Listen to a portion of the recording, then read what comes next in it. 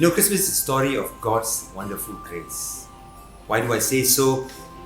We've been talking about the 400 years of silence, and it looks like during the 400 years of silence, there was no visitation of God, there was no miracle, there was no supernatural happening, there was no revival.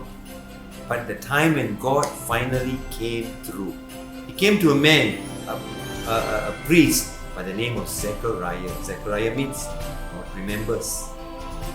And He gave this man a son by the name of Yochanan. Yochanan means God is gracious.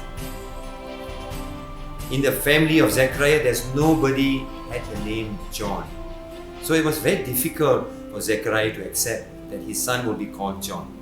But God has a bigger purpose and reason why He wants Zechariah's son to be known as Yochanan, because it spells out God's character. He is gracious. You know, Jesus is the true picture of God's grace.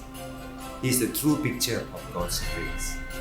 400 years of silence, and it comes to a man by the name of Zechariah. He remembers and then affirms it further by saying, I remember because I'm gracious.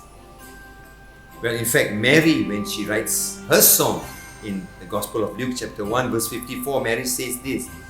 Mary said, He has helped His servant Israel, remembering to be merciful. God remembers to be merciful. If ever a time in our life, I think this is a very critical time.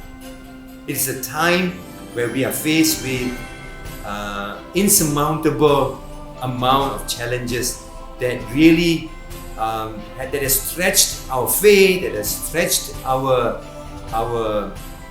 future and our finances and so on and so forth. It has stretched many governments and their ability to lead.